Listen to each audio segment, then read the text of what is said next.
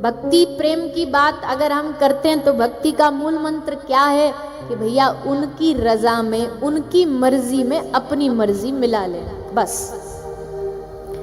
फिर अब नैया उनके हवाले है, वो जहां लेकर के जाए, जिधर लेकर के जाए उस ओर मुड़ देंगे, उस ओर चल देंगे। तो ये जो भाव है, समर्पण का भाव, कि अपने हाथ को उनके हाथ में सौंप देना, उनको दे देना, अब आगे जो चाहो आप इस खिलौने के साथ कर लो।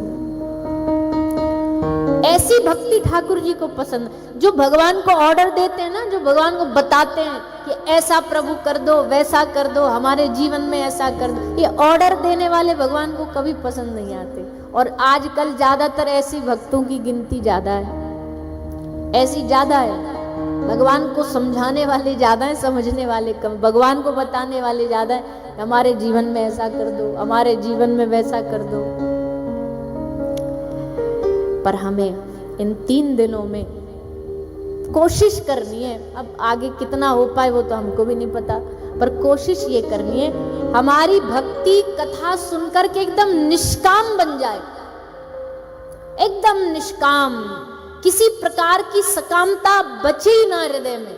भगवान से बोलो कि जो आप चाहो वो करो, जो आप चाहो वो करो। इस भक्ति का मजा ही अलग है।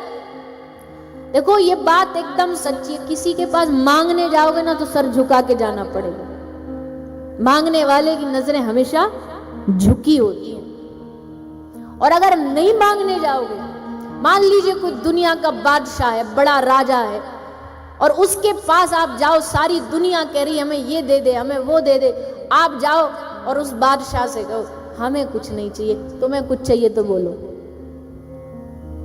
एकदम छाती तान के बोलो, वो भी बोले वाह कौन आया है ऐसा।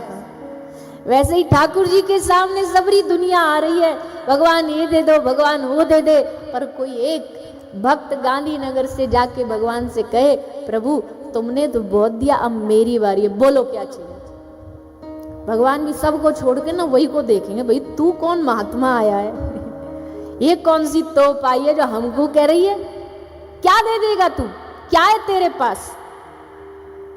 बोले प्रभु कुछ नहीं है, देने लायक तो हमारे पास ना तो धन ना धान्य, क्योंकि देखो देना वास्तविकता में उसको कहते हैं जो अपनी ओर से दिया जाए। अब किसी का दिया किसी को दे दोगे वो नहीं मान्यता मानी जाएगी, वो मान्यता नहीं है।